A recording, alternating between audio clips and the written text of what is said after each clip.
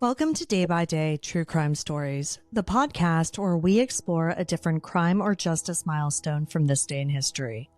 I'm your host, Kona Gallagher, and today is January 22nd. On this day in 1999, a horrific act of violence in Odisha, India claimed the lives of Australian missionary Gladys Staines and his two young sons, Philip and Timothy. This brutal attack was fueled by religious tensions, and it shocked the world.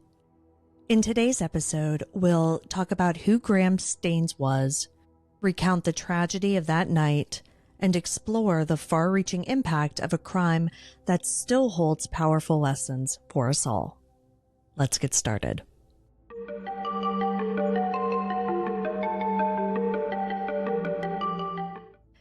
Gladys Staines wasn't just a missionary, he was a man devoted to service and compassion. Born in Queensland, Australia in 1941, Graham felt a strong calling to help others early in life. That calling brought him to India in 1965, where he began working with the Evangelical Missionary Society of Mayurbhanj in Odisha. For over 30 years, he dedicated himself to improving the lives of the tribal communities there, many of whom faced extreme poverty and social exclusion. One of Graham's most impactful contributions was his work with people affected by leprosy. At the leprosy home he managed in Baripada, he provided medical care, dignity, and hope to those who had been ostracized by society. His work earned him deep respect from those he helped, but his missionary work also made him a target for suspicion and hostility in a region where religious conversions were a sensitive topic. Graham's commitment to his mission was matched by his devotion to his family. Alongside his wife Gladys, they raised 3 children, Esther, Philip, and Timothy, in a household centered on faith and service. Those who knew him described Graham as humble, loving, and steadfast in his belief in the power of compassion. But his selfless mission to help others would tragically lead to his and his sons' untimely deaths. On the night of January 22nd, Graham Staines and his young sons, 10-year-old Philip and 6-year-old Timothy, attended a Christian camp in Manoharpur, Odisha. The camp was part of Graham's outreach work aimed at fostering community and spiritual growth. After a long day of connecting with villagers, the 3 decided to sleep in their station wagon parked outside of the local church. But in the early hours of the morning, their peaceful rest was violently interrupted. A mob of around 50 men, led by Dara Singh, surrounded the vehicle. They were armed with crude weapons, and they accused Graham of forcibly converting villagers to Christianity, a claim that had no basis in truth. They were fueled by anger and misinformation, and the mob set the station wagon on fire, trapping Graham and his sons inside. Witnesses later described hearing cries for help, but the fear of the violent crowd kept anyone from stepping in. By the time the fire subsided, all 3 were dead. The sight of their charred remains shocked the nation and left a community grappling with the sheer brutality of what had occurred. The murders of Gladys Staines and his sons sparked international outrage. Leaders around the world called for justice, and the Indian government tasked the Central Bureau of Investigation, the CBI, with uncovering the truth. The pressure was immense, and all eyes were on Odisha as the investigation began. Dara Singh, born Rabindra Kumar Pal, quickly emerged as the prime suspect. A local leader of a radical Hindu nationalist group, Singh had a history of inciting violence against Christian missionaries and accusing them of converting Hindus by coercion. However, those who knew Graham were quick to dismiss those claims, saying that Graham had a genuine commitment to service without an agenda. After months in hiding, Singh was apprehended and stood trial for his role in the attack. In 2003, he was convicted and sentenced to death.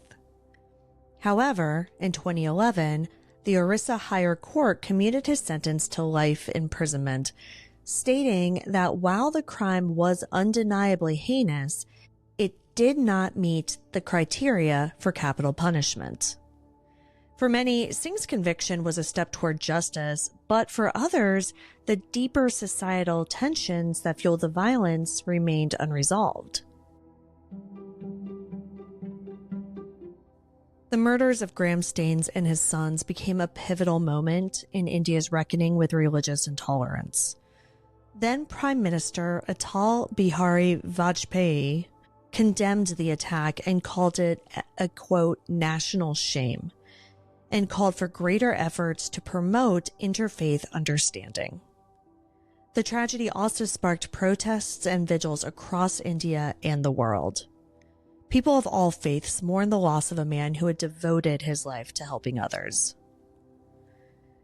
In the face of her unimaginable loss, Gladys Staines emerged as a figure of grace and resilience.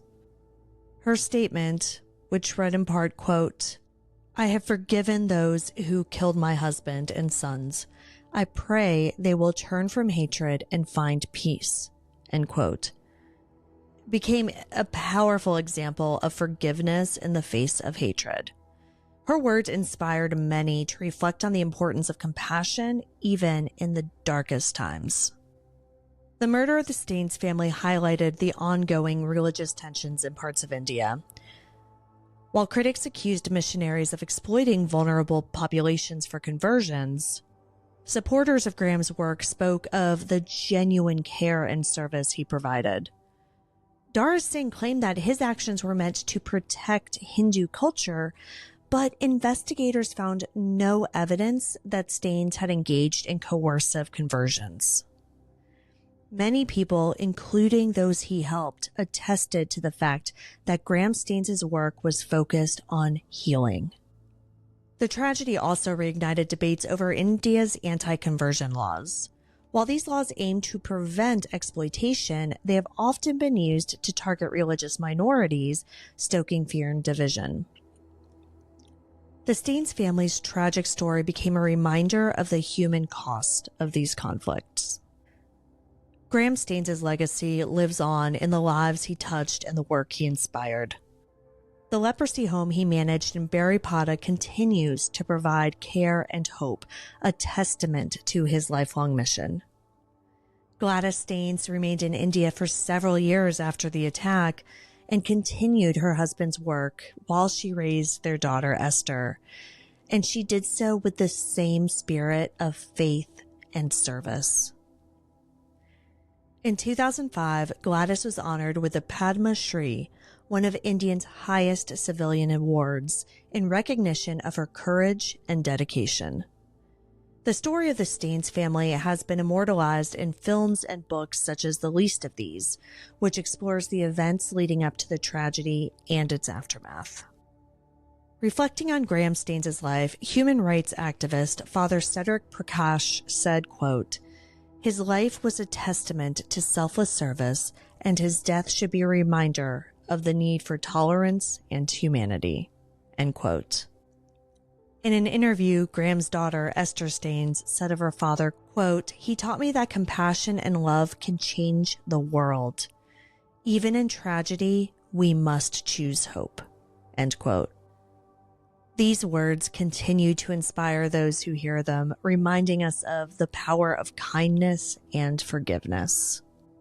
Dara Singh remains in prison, serving a life sentence for the murders of Graham, Philip, and Timothy Staines. Today, Graham, Philip, and Timothy Staines are remembered not for how they died, but for how they lived, with love, service, and faith. Thank you for joining me on today's episode of Day by Day True Crime Stories. If you found this episode meaningful, please subscribe, rate, and review us on your favorite podcast platform. And be sure to join me tomorrow as we explore a different milestone in true crime history. Stay safe, and remember that behind every headline is a life worth remembering. Day by Day True Crime Stories is a Little Monster production. Hey, you could